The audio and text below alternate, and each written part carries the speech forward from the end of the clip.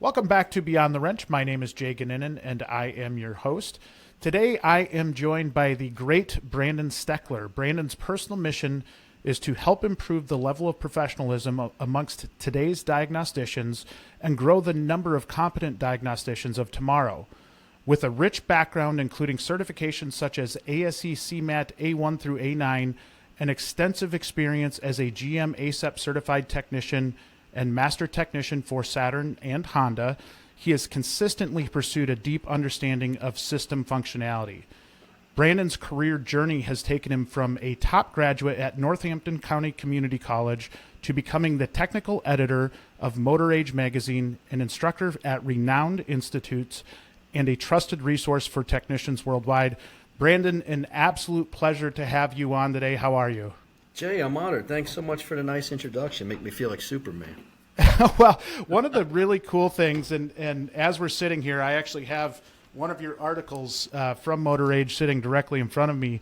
And I tell a lot of people this, but you have a really, really unique ability to be able to take something that's very, very complex and be able to break it down so that somebody like I can understand it, which in itself is a huge, huge task. So I have to give you huge compliments on that, because it's not easy to take that complex and simplify it so that people can understand. Thanks. That's always been one of my goals, Jay, is to make things digestible. I mean, we've sat in classes where it's well over our heads, and it's neat that the instructor knows it, but if I can't take it back to work with me, what good is it? Yeah, and it's I've learned so much from you over the years, and so I want to start by really doing what we do with a lot of guests that come on, or most guests that come on. But how did you get started in the automotive world? What was it that drove you to come into this business? Honestly, it was an accident. When I was a kid, I still mess around with dirt bikes today, but when I was a kid, I was really fascinated by them, and I wanted to be able to, fix my own dirt bike and work on motorcycles and stuff. That was pretty much just a selfish kid thing. So I found myself, like many of us, got our roots at Votech, high school. And I was told that unless I pursue, I started off in like a small engine repair, power equipment technology, fixing chainsaws and weed whackers and lawnmowers.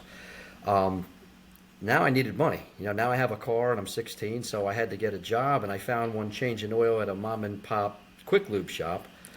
And because of the interaction with the shop and school, in order to maintain what we call like a co-op program, when I can leave the school, they said I have to change I'll call it my major to automotive if I wanted to work in an automotive shop. So I did, and then I aspired to get my safety inspection license for the state of Pennsylvania. That was like the first notch in my belt, and after that, it was time to look at colleges. So mom and my stepfather never made us have to go to college, but they wanted us to have some kind of education, whatever field we chose, and initially wanted to be an automotive engineer. But because I thought the idea of doing that didn't be lucrative and things of that nature. But I decided last minute, pretty much, that I wanted to work on cars. I liked turning wrenches, so I got started like that. Didn't know anything. I say this so much, but the impact that those high school programs have that are out there is really, really huge as it relates to bringing more people into our field. And we'll talk more about that as we go into the podcast. But there's so many guests that we have on that got their start because of a school program and maybe wouldn't have gone down that route otherwise. But, look at bringing somebody like you into the industry was a direct result of having an educational option to even be able to go that route in the first place. So true. I mean, as you mentioned, I know we're going to talk about it a lot later, but if it wasn't for Votech piquing my interest in these things, I don't know what I'd be doing today. I imagine probably not working with vehicles. Yeah, absolutely. So your journey then, talk me through how it went to the UK. Like how did you end up going from growing up here in the U.S. to taking your talents across the pond? Well, it started off doing what I was doing in the shop and progressing through my career, attaining certifications. I grew up as a good test taker, so I was not very talented with vehicles. I was just very good at digesting information and understanding it. So naturally, I was certified very early, but I couldn't fix a sandwich, honestly. But anyhow, as I pursued my interest in diagnostics, because for me it was fun, it was like figuring out puzzles. And I tell people that are not in the industry, if they've ever seen the TV show House, the doctor show with Hugh Laurie, Yes. I don't claim to be like House, but I mean, it's that mindset. And I have friends that are brain surgeons that said people like me and my peers, we could easily be doctors with the type of thinking we have to do. So I was very fascinated in diagnostics, and what really took off for me was I remember becoming fascinated in pressure waveform analysis. I saw it, and to me it was absolute pure magic. So as I started reading into it, I became a bit what you might call obsessed. And at the point I got actually more proficient at it than the people I was introduced to it by. So I just kept at it and eventually put my thoughts down on paper, and it led to a multi-100-page book. Well, the long and short of it is I enjoyed figuring out these puzzles, so I'd contribute on Facebook chat groups, automotive-based chat groups, and offering help wherever I could for free. For selfish reasons, I liked the challenge, but other people seem to have appreciated it. So one fine day, who's now one of my really good friends, Ryan Colley, reached out to me from just east of London, and he said, "Hey, mate, do me a favor. I've got this problem." And in essence, he was working on I'm not a European guy, but I believe it was an Audi. I want to say S10 or S8. I can't recall, but anyhow, this was a big twin overhead cam V8 engine. I think it's a Lamborghini engine, if I'm not mistaken, and it's tucked into the body of this sedan. He suspected he had a mechanical timing fault. And I'm thinking to myself, no big deal. But the end result was, he says, "Listen, if you're wrong, this is a 40-hour mistake. I've got to take the engine and the transmission out of the car as an assembly and then split it in half, because the timing components are pretty much where a torque converter should be." But the end result was, regardless of how the car was configured, I was confident in the diagnosis because of the data. And the data doesn't lie. As a matter of fact, I have stickers made up that say that. And give me 1 second. I got one right here. Yes. Well, I used to. It's not handy. I don't want to run up and get it. But hold on. Here you go. I got one on my phone. Probably There we go. That is great. But anyhow, that became my mantra. So needless to say, he took the car apart on my word. And everybody around him said, "Don't be crazy. Don't take this thing apart. Sell a whole engine, because there's no way to guarantee it. There's no way to prove it." But the data proved it. He was able to make a relatively minor repair, replace just one component, and he put the car back together and was extremely profitable and became the hero that day. So after that, he said, "Can you come over here and teach what you taught me?" Wow. Sure, why not? And it started from there. So we now call him the gatekeeper. He was the one that first one to get a U.S. instructor, an American instructor, to teach in the U.K. So That's incredible. I can't imagine the level of pressure going into that, and it's not life or death, but it probably feels about like that when you're handing it back over. when I agreed to do it, I thought to myself, "What the heck am I doing? I got no business doing this." What I wasn't worried about me being able to explain it, but now I got to put a class together. I've never done that before. So How is that? Like, so then you're transitioning to it's interesting that that's what kind of drove you to that educational route, but not having a background in education and then kind of going and Yeah. You had just done this big thing, and now you're going to show other people how to do this big thing. It's I'm guessing drives a little bit of anxiety. It was, because I felt like I was standing in the middle of a 10-way intersection, and I didn't know which road to go. I had a million things to say. I just didn't know where to start. So I thought about it, and I just started with an outline, a basic A, B, C, D, and the outline grew to be 7 pages long. I said, "Great, I got the outline. Now just start throwing up on paper." And that's what I did. I stayed to the outline, and it turned out to be darn near 600 pages. 600, Wow. PowerPoint slides. I can't remember. I think it's a 350 or 360 page book of just me typing how I talk. I did my best How to. so? What drove you? I know with the book itself, you were talking about, you just kind of had this, all of these thoughts. You're trying to help so many people out. Was it a desire of yours to write a book, like going back to that side? Or was that one of those things where it was just like, hey, I've got all of this knowledge. I just want to get it on paper. The latter. I had no aspirations of writing a book ever. Um, and I always could write. You know what I mean? When I was a kid, in school and poems and stories and stuff, I could always do that. But I never had an aspiration to write a book, and it just made sense as I was doing this PowerPoint. Excuse me, the outline. I knew I had to create something to put on slides behind me. So as I started writing, I said, you know what? This is easily turning into a book. I mean, the words just keep coming. So I'll type the book first and just take the pictures, put it in a PowerPoint, and just add bullet points for me to articulate on. 4 bullet points might carry me through a 20-minute conversation. So writing the class was easy. Writing the book actually was easy too. It was just getting my thoughts on paper, but it took some effort. And it worked out for me. I knew the stars were aligned when this happened. At the time, it was coming up on the holiday season, darn near Thanksgiving, Christmas time, and I was just leaving a shop to become I'll call it a full-time instructor. But I wasn't going to start teaching full-time until the first of the year. So as I left this job, a little bit of hostility there. There was some friction between me and the owner. I was a little nervous. I told my wife, what are we going to do for money for the next month? And then I was able to, I'll call it a different deal, if you will, with this same class. I was able to collect on this as I was typing. So I just typed rock steady 8 hours a day for 3 weeks. That was my job every day, 8 hours type. I'd stop for lunch and then type again. And 5 o'clock, I'd put it away. And in just a couple of weeks, I had a book with covers and table of contents and pictures and a class ready to go.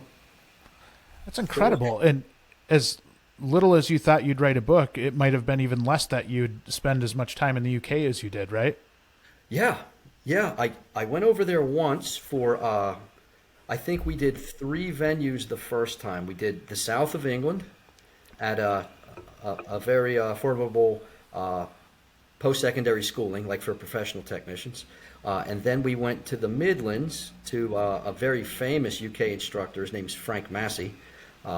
At his shop. It was a beautiful place. We've become really good friends since then. He and his son Dave and all the employees there, the staff. And then we went to the north in Scotland and we taught at a Bosch training center in Motherwell. Well, I came back the following year to redo the same exact tour, same course, but they also added 2 venues in Ireland. So we went up and down the coast of England and then up and down the coast of Ireland on the east side. And it worked out great. And we're scheduled to go back this year in 24.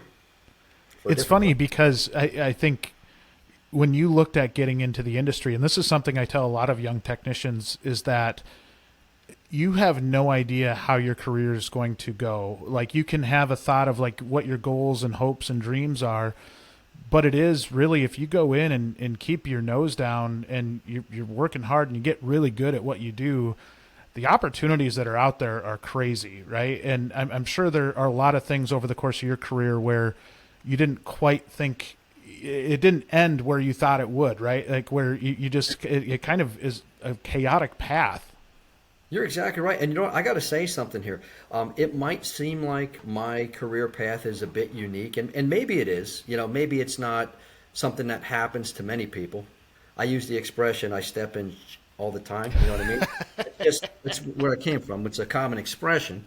But the truth is, if I had to go back and do it again, anybody can do this. I'm not special in any way. Anybody could have done what I done. So the opportunities really are out there. The kid that's there, tired of changing oil and tired of sweeping floors, try a little bit harder for the next opportunity, and then the next, and then the next, and before you know it, you keep stepping in. Yeah. And, it just grows from there. Every one of my opportunities came from a previous one. That's the truth.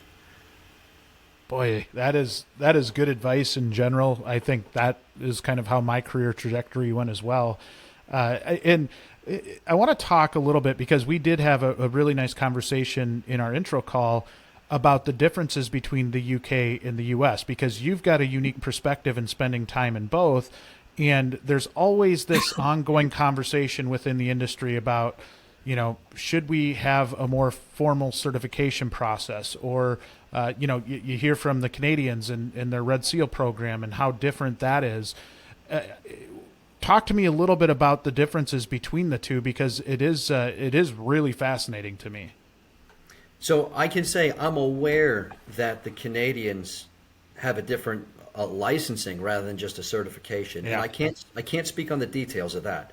But with regards to United Kingdom, they have a tremendous program out there that far exceeds our level of competency with our ASE, pretty much our only level of certification that's recognized, nationwide. Not knocking ASE, but maybe we can learn something from England. They have a level of certification that requires not only test taking, with multiple choice questions and open-ended questions answered in paragraph format, but a hands-on certification process. And when I say hands-on, Jay, if you remember, I gave you an example. A good friend of mine who is a brilliant technician. Actually, it was so stringent, he's failed multiple times, and it's taken him the better part of a year to prepare for this certification. He approached a vehicle. He was issued a live vehicle with a drivability problem, and he approached it just like he would. And you know what? He would in the shop, excuse me, and he would have been correct. But here's the issue. The proctor, the one watching him carry out this process, needed him to follow logic. He couldn't just go by the seat of his pants, even if he was right. He had to request a tool from this proctor. For instance, I have a misfire. I would like to have a scan tool because I want to look at some data that may reflect either A, which cylinder is misfiring, or even better, what type of misfire it is. And if he had asked for that, he would have been issued the scan tool. But instead, he said, I'd like to check for spark or something like that, which you and I know is not an incorrect step. However, it's not the most efficient. So in that case, he failed. Wow. He failed that exam. And I'm like, son of a gun, that's tough. So my point is, when they walk out and they pull out their wallet and they show that certification, there's a difference between being certified and knowing what you're doing. I was ASE Master Certified and L1 Advanced Level Specialist Certified at age 21. And believe me, I'm not bragging about that. I'm telling you that to tell you this. I couldn't fix a sandwich. I couldn't fix a sandwich. But I could pass a test. There's a problem with that. Yeah, and I think that's one of the really tough topics in our industry to share. And again, it isn't a bashing of ASE. Not at all. We've had ASE on the podcast in the past and talking through, what the test is meant to do, and really just try to get you to think through problems and try, it was always the most correct answer. And I know they've kind of shifted a little bit more from that, but I do see your point here in making it more, maybe putting some more teeth into it. And like you said, maybe a license over and above a certification, right? And I think there is a distinct difference between the two. One of the things I hear as kind of kickback in the industry when something is brought up and this conversation is had is, well, we're already so short on technicians. Putting another step in there might make it even more challenging to find people. I kind of see it through both lenses. Maybe you get that really young, talented student that might not look at us typically, but sees that as a challenge, comes into our field. But then I do see another step where maybe it would be intimidating and you'd lose students because of that. What's your opinion on that side of how do you get something in place, but then also not hurt us further in terms of actually being able to get new talent into the industry? Well, I'll tell you what, maybe carry out that same process and not make it mandatory. In other words, my mechanic down the street is a really good mechanic. Yes, but is he licensed? Well, no, but he still knows what he's doing. There's no problem with him working on cars. But then there's somebody like you're talking about who is fully certified and licensed, and has taken it a step further. The level of professionalism is a bit higher, in my opinion. And it's pretty much like there are many technicians that exist nowadays that have no ASE certifications at all, but have been fixing cars decades longer than I have. And there are many things that they do more efficiently than I do, simply because of their amount of knowledge acquired over the years. Doesn't make them bad technicians or unprofessional technicians, it's just not on paper. So I think to implement something like I was discussing about UK over here would give another challenge to those that want it, another level of certification, but maybe not alienate the ones that choose not to do it. That's just my opinion. If it was I like up to it. Me, yeah, everybody would have to prove themselves, and it would weed out the professionals from the unprofessionals. But at the same time, I see how that could really not only hurt our industry, but I don't want to see anybody's family lose income because they're bad test takers. You know? Could not agree more. The one thing that has always blown my mind, and I've been in this industry since I was 9. The amount of people that are like, it's just brakes. Like I'm going to go do them in my driveway or something. Even with technicians, and I said I fell into that bucket of just saying, it's just a brake job. Whip it out quick. Whatever. But when you take a step back, and maybe this is just me getting older, but you're like, oh my gosh, the impact and the negative impact it can have if you do that incorrectly is, could be catastrophic. And I don't know that, when I was in the shop every day, that I ever took it that seriously until I did go into management positions and different positions and see when things do go wrong, it's messy and it's not a fun thing to go through. No, I'll tell you what, that hits very close to home. My stepfather has been a mechanic his whole life. Not by trade, but, worked on a farm, grew up on a farm, had to fix things, make it work.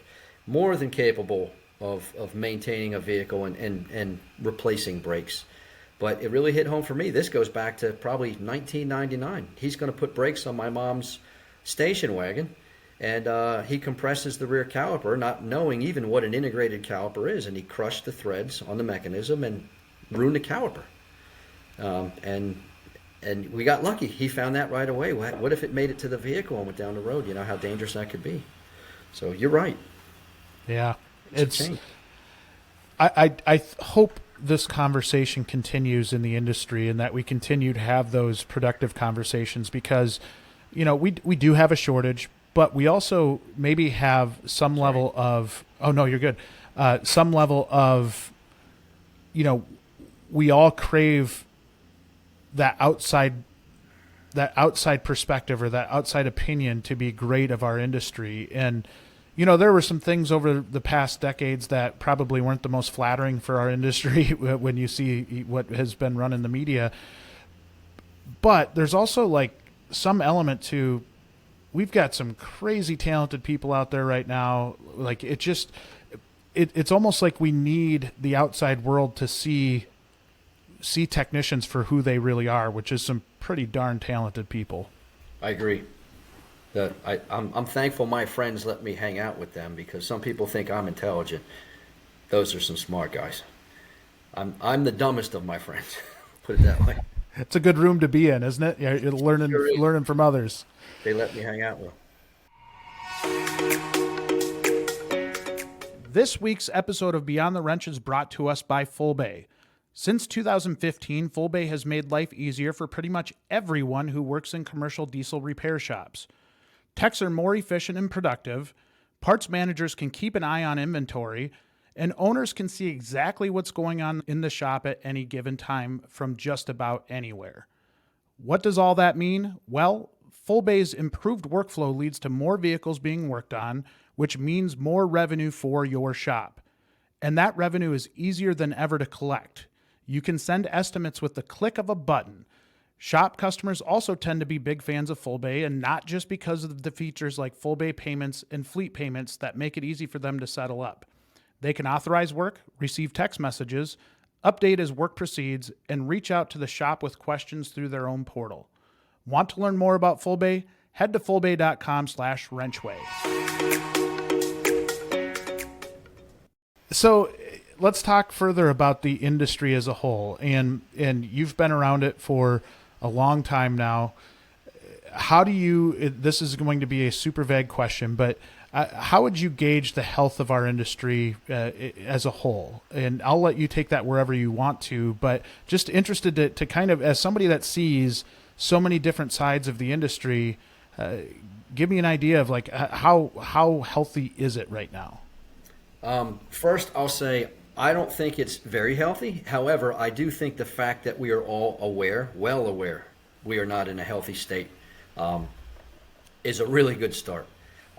Second, I got to say the best and worst thing that ever happened to us was COVID, because it forced us to think outside the box and how to deliver training.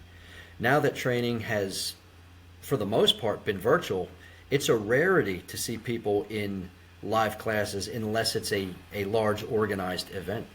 You know, most training is conducted virtually now, which I think is great because it forced us to, we steered away from that initially because, virtual training is not like live training. And I agree 100%. I'd much rather be in a classroom atmosphere interacting with people face to face.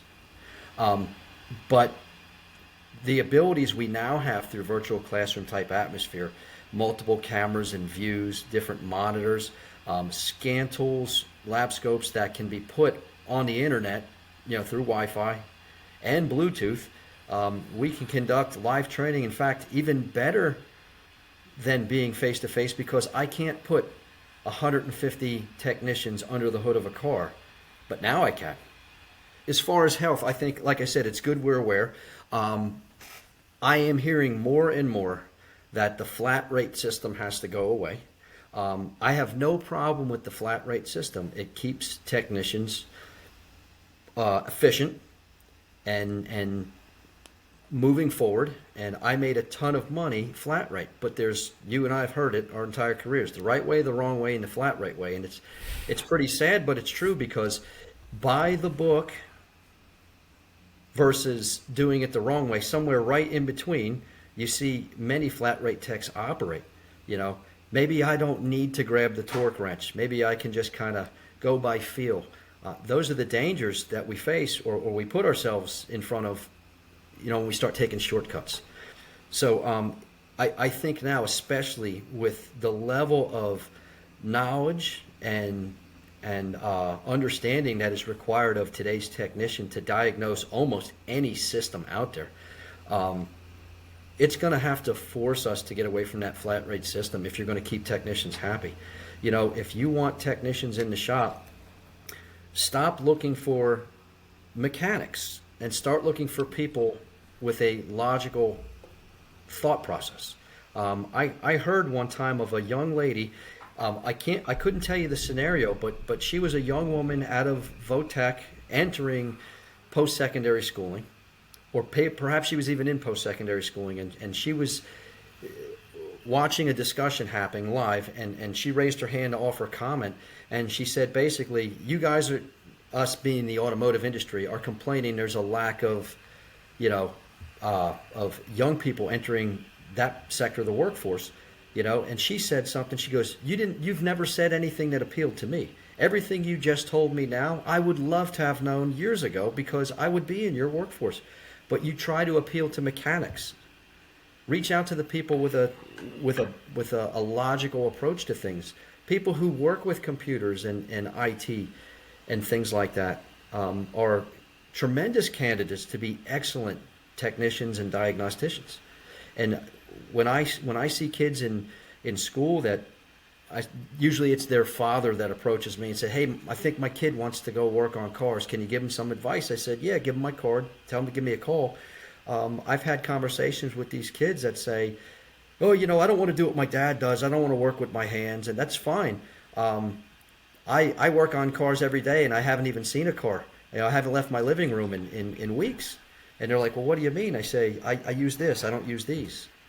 And when we can appeal to them from that angle, suddenly the story changes, and you've piqued some interest in that. So I think how we approach young people, we might want to consider doing it from a different perspective.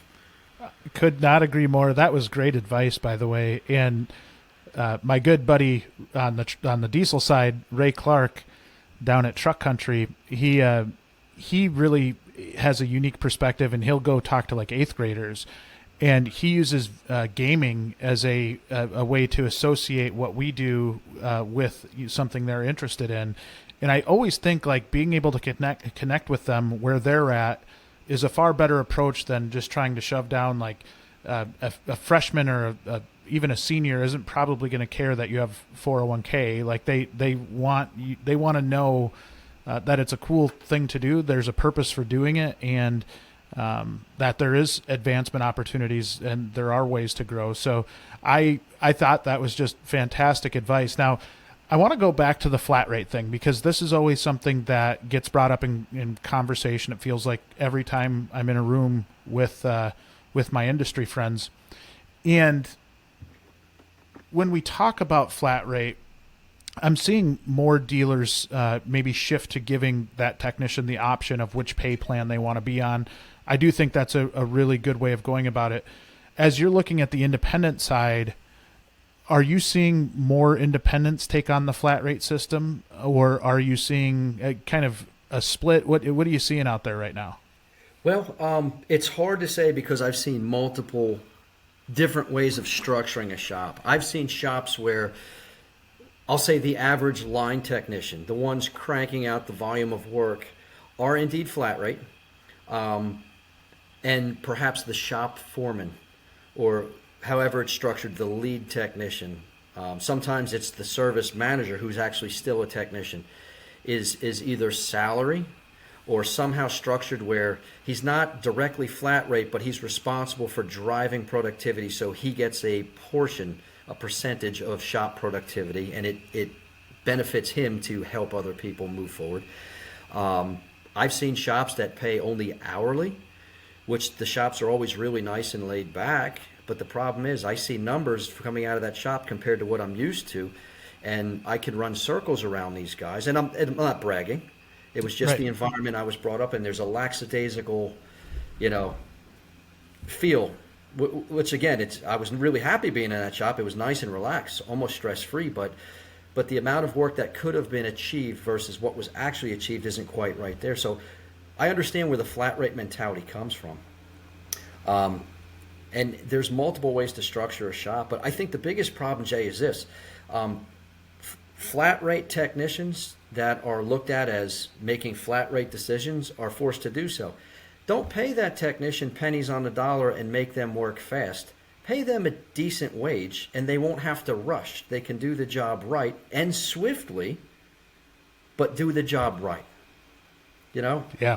I think if we do that, we'll have far less problems. It is interesting to me, the whole flat rate system in general. I think you hit on something that is very near and dear to my heart, which is, yeah, that might work really well for that undercar person that, they can move through work. They're going to be compensated very, very well. What I think we need to make sure we're doing in our industry is taking care of our best, right? And so if you have a diagnostician on flat rate, that might not be the best fit for that person because oftentimes they're the best, it's the best tech in your shop, and you're trying to pay them on work that is not easy work. And so, diagnostics, you can go down a rabbit hole. And I think a lot of times from the conversations that I've had, as shops, we kind of stink at charging for diagnostic time. So if we're giving away our best person's time consistently, and then we're not getting them adequately paid because we're not getting paid correctly from the customer, it feels like in a lot of ways we punish our best in this industry. Agreed. And it's all stemmed from the fact that there's a fear we're going to tick off the customer and then they'll go elsewhere. So the next shop might be a little bit less expensive or might be willing to give it away for free. We'll just look at that car for you. We're scared of losing customers, but if we treat people right, treat our techs right, or any staff member for that reason, from that angle rather, everyone's going to stick around. Everyone's going to be happy for the most part. That's just my opinion. That's my experience. I agree, and I think taking that service writer or service advisor position very seriously in your shop is a must. They're working directly with customers, and if they don't know how to sell diagnostic time, that can be such a killer for shops that are out there. So I look at that as such a super important position. I don't think it oftentimes gets the credit it deserves, or maybe the blame it deserves at time. But I think having a good service advisor, and just like anything, you have good people, you're going to be able to put out a lot of really good work. But man, that good service advisor, if they know how to sell diagnostic time versus somebody that doesn't, that can make a technician's life heaven or hell, right? Yeah, and if I could throw something in here, because I've been in this position before, these are for the technicians that are listening. Take your advisor out to lunch one day and have a discussion with him or her and say we have to get on the same page. If you need to spend 10 minutes explaining to your advisor on any job, do it. It's only going to take 10 minutes the first few times. But if you can make that service advisor understand, he or she can sell confidently to the customer because they know what's going on. They're not trying to regurgitate your verbiage. Or when they get questions from the customer, they can answer it with confidence. So true. So true. And I love that advice. I've heard that from a lot of really good technicians. You know, you have to train your advisor. You have to really be proactive in that relationship. And I think a lot of technicians we're all guilty of sitting back and saying, well, it's their job to build a relationship with me. Well, meet them halfway, right? Yeah, exactly. You're a team. Get on the same page as them, because that will have a huge impact on your happiness in that shop. Just make sure you're building that relationship. And I know there's plenty of shops out there that have a lot of turnover at that service advisor position, and that can be a real pain, because as soon as you get to build a relationship with one, they might leave. But hopefully if you're treating them good and they're treating you good, they'll stick around for a while, and you can build that relationship and that really cool team that'll be fruitful for you for a lot of years. Going back to another one of our issues that we've talked about, we talked about this a little bit when we were discussing UK versus the US, but one of our major issues in industry right now is that we don't have enough instructors. We don't have enough educators in the industry to produce more technicians. How big of a problem is this for us right now? I think you nailed it on the head, because years ago, for several years now, we've been saying there's a lack of incoming versus retiring technicians, to the automotive world, both on the independent side and the dealership side. But with lack of instructors, we've got even less competent technicians. So I'm an instructor by trade now, but realistically, I'm a technician that just talks a lot. I get along with people, and I enjoy conversation, and I like helping people figuring things out. So it was a natural transition for me. But again, I say, the people with the knowledge, lots of them, there are so many, I'll call them sleepers in the classes. I told you, my friends are the smartest people I know. I'm the dumbest out of all my friends. A lot of them just don't speak up. They're more than capable instructors, but they just don't, whether it's a lack of confidence or they're shy, it's not a lack of knowledge. And they're certainly capable of delivering that information in a fashion someone can understand. So I think we need to cultivate instructors. I think they're out there in the field. That's where they should come from, not be hired as teachers. You know what I mean? I think they should come from being technicians. Who better than someone who is? It feels like there's such an opportunity here, and this is something I've had a lot of conversations with our clients about, is say you do have that, 45-year-old tech, or, who I don't want to put an age on it, but say that tech that, frankly, they're probably leaving us anyway because, they have concerns about their body breaking down, or something about the shop. Maybe they don't want to be on flat rate anymore, but you've got a strict policy that, that's how you pay.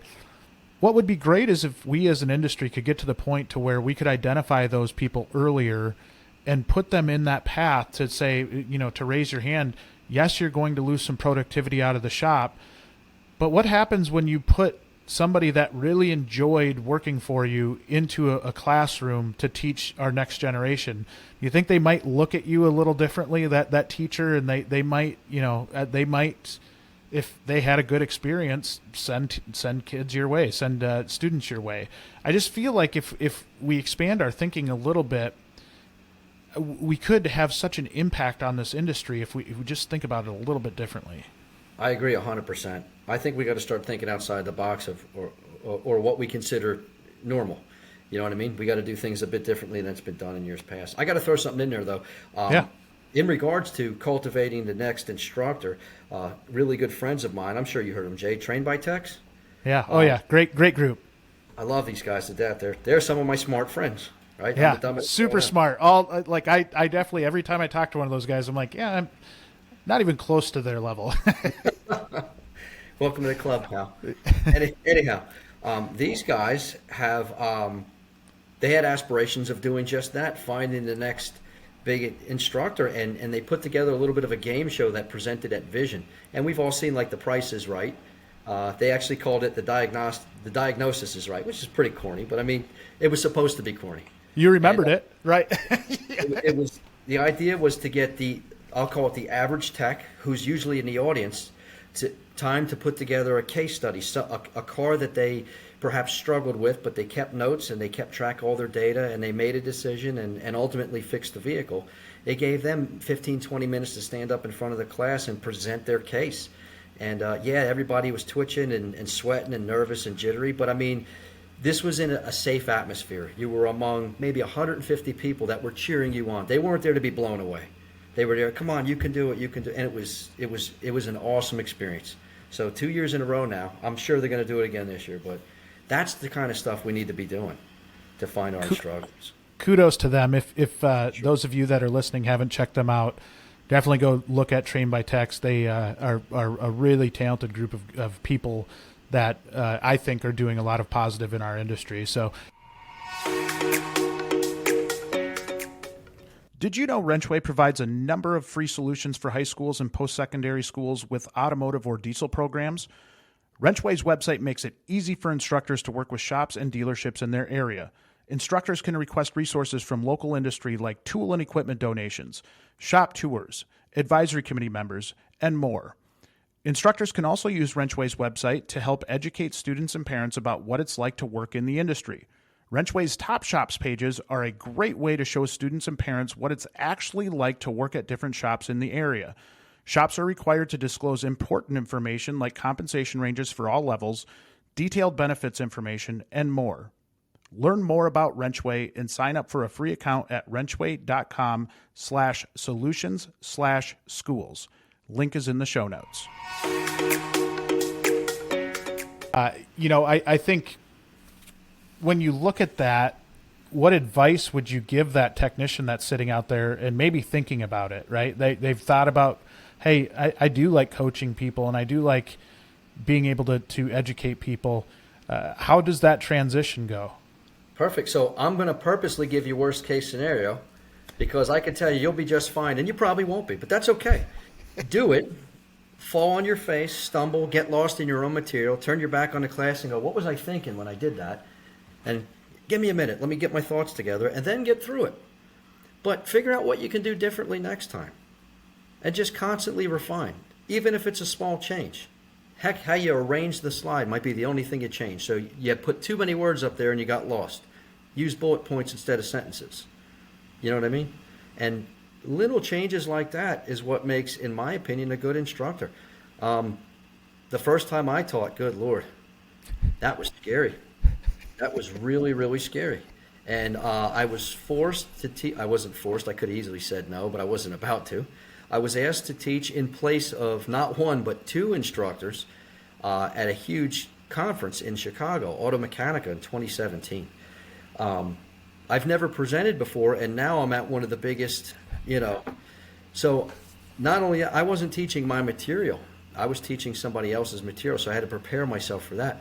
I can't remember the duration of the sessions, but let's pretend they were 4-hour sessions. I was done in like 2.5 hours.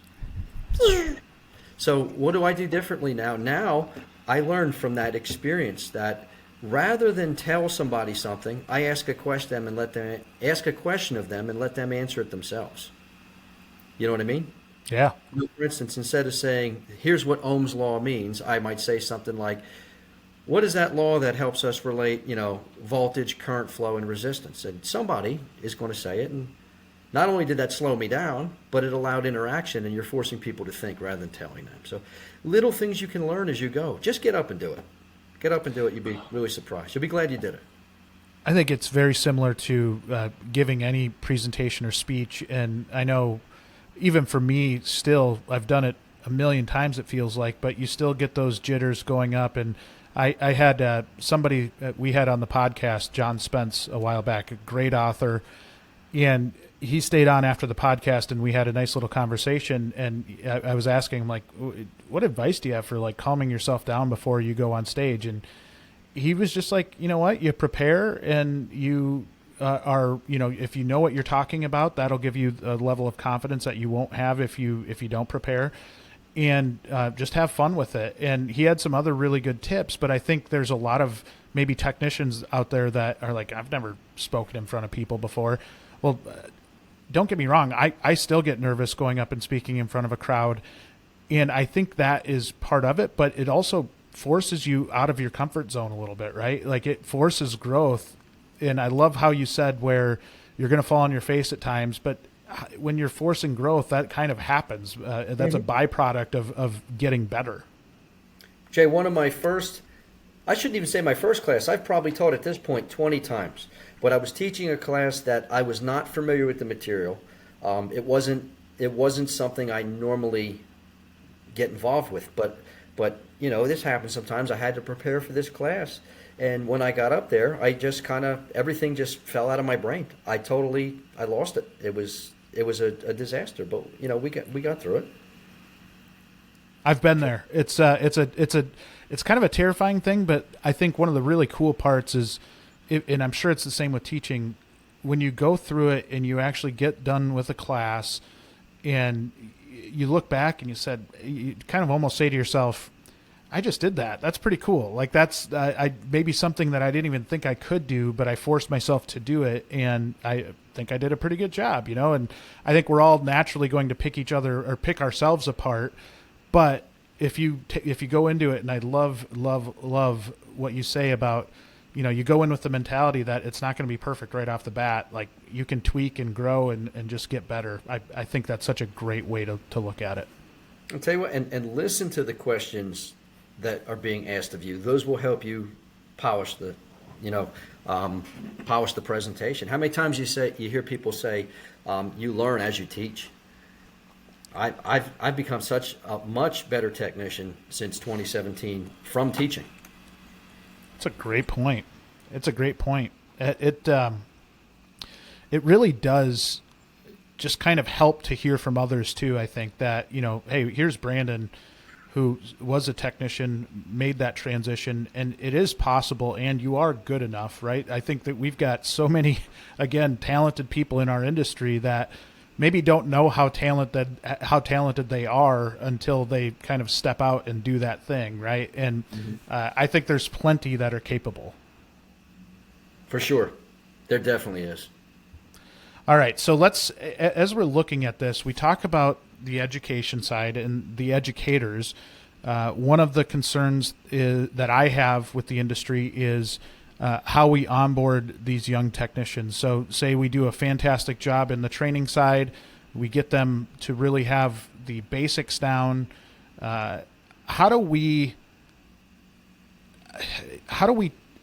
teach shops to be patient with young people? And the reason I say that is, or the reason I ask that is, I my own experience coming into the industry, it is not an easy industry to break into. There are expectations on you as you come into the shop. ASE, we refer to the stat all the time, but it's roughly 42 or 43% of technicians leave the industry within the first 2 years that they're out of tech school. Huge concern there from my eyes, and something that I just think we could get exponentially better at. So how do we afford that patience with a young person? So I'm going to say something that some shop owners it's going to be tough for them to hear. Congratulations, you hired a kid. You are going to lose money. This child, this young person coming into this industry is here to learn. They're not here to they have to make money, but their goal right now is to become a better technician. Don't count on being profitable with them. In fact, count on losing money, but it's an investment. Just like you purchased a house, you signed that mortgage for $250,000. You did it for a reason. Eventually, you're going to own that house. It's going to be yours. It's going to keep you and your family safe for decades. You purchased this kid, right? He's here to help you, ultimately help your shop and your customers. But he or she can't do it now. So you're investing in them. It's going to cost you time and money, and it's not going to be a profit. It's in fact going to be a loss. But if you stick with this kid and you show him or her the right ways, how to educate themselves about the components that make up the systems and how all the different systems work, and you let them, or even perhaps purchase the tools from them. Maybe you don't let them keep the tools, but you purchase the tools for them to use the diagnostic equipment. Show them how the tools can help evaluate the systems, and they can use that to make diagnostic decisions. You'll watch in no time at all, they're going to start progressing. With the progression comes the confidence, which with the confidence comes more challenges they'll take on. And before you know it, not only are they fixing vehicles right the first time, they're actually becoming efficient, and then your profit comes. But if you place your energy in these children, kids, young adults, and they start to trust you, and you help them grow, you grow your own. You don't have to. You don't have to do things to keep them on board. They're going to want to. And one of my dear friends, Keith Perkins, and his wife Liz. I'm not sure if you know who they are, but they are one of the trained by techs. Keith's got a shop in Oklahoma, and that's his mantra. I mean, I don't want to tell you what he buys his. That's not my place. But I'll tell you what, those employees want for nothing, and he feeds them. I mean, lunch and barbecues and all sorts of stuff, and he keeps them happy. They don't want to leave. They've got no reason to leave. They have everything they need there and then some, including his support and his trust. Why would I go elsewhere, especially if I'm being paid appropriately? So grow your own and use this time as an investment with these. They're not going to be profitable for you. It's going to cost you money, but in the long run, it's going to work out. Could not agree more. And I love being able to focus on the employee experience of them being there and making their lives better and really focusing on that. I think so many of us are focused on getting that next technician that we forget that, hey, we've got to take care of the ones that we have in-house already. And that young person, and I hear this a lot, where shops get worried to put a bunch of money into somebody without the certainty that they're going to be there for the long haul, right? What happens if I train this person and they leave? You know, we all hear that saying of what happens if you don't train them and they stay. You know, I think for us as an industry to get to a healthier place, that is such an important piece to get down, is that when they do come in, mentor them, coach them, get them into a better place. You talked about the confidence. I think so many shops damage the confidence of a young person so fast that it's almost impossible for them to come back from it. And I think that's where a lot of our drop off comes from, is not taking that building of confidence very seriously at the start. I think that's the most important part, cultivating confidence. Everything else stems from that. If you can keep that person feeling like they belong there and they're a valuable part of the team, they're going to want to stay. Yeah. And for me, I'd much rather be on offense than defense, right? So what can I do to keep these people happy? And, you know, one of the big factors we see, we just did a voice of technician survey last week for our Techmission local events. And something that comes out of that every time is that a lot of these techs feel like a number. They don't get talked to unless they did something bad. And, you know, it's just, if that's one of the biggest complaints we hear in our industry, then why wouldn't you get out in front of it and try to address it in a different way, right? It seems so simple to me. What's wrong with a little good work today, boys? That's it. Yeah. You know what I mean? Changes the game for everybody. It goes a long way. So talk to me about the future of our industry. And when I say that, you're on the kind of leading edge of so many different things. You get to see some of the evolution in technology, a lot of people freaking out because of EVs, but walk me through the future of this thing. How do you see maybe that independent shop evolving, the technician in general, the position of a technician evolving? Look into your crystal ball and give me an idea of what's going to happen here in the future. So I think as far as training goes, what we have to focus on is something that's been hammered into my mind since I was a younger technician by my mentor, Jim Morton, is what he called the 85-15% rule. 85% of the stuff that happens on cars happens on all of them. It's due to the physics involved. So don't worry about what Mercedes-Benz does or BMW or Ford. That's the 15%, how they make that system do what it does. But if we can wrap our heads around the individual components, I'm talking about a solenoid, a DC motor, a Hall effect switch. If we know how those things work, they're the same on every car, no matter what that manufacturer calls that device. And all those components, there's a handful of basic components that make up every single system out there, no matter what system it is. So the layers of complexity we've had in years past are still there, the technologies. We've just added more layers to it, and they're going to continue to grow taller and taller. But if we continue to stay on top of things that do change, there's nothing we can't fix. So if we have the right information, the right tools to evaluate it, and the knowledge, there's nothing we can't diagnose. And if we keep that mindset and keep moving forward with technology, we won't get left behind, no matter what the system is. Cars are easy to diagnose. As long as you understand what you're working on, you have the right information and the right tools. If you're missing those three, it's going to make it, any one of those three, it's going to be tough. I think the problem with flat rate, I'm hoping is going to go away, at least from a diagnostician's perspective. You can't expect this person to solve mind-blowing problems in a rush, because every car is different, and some problems don't surface easily. I think that person, at minimum, is going to have to be taken off of the flat rate scale or be compensated somehow otherwise. I agree. I think the more flexible we are in pay plans as an industry, the more we understand.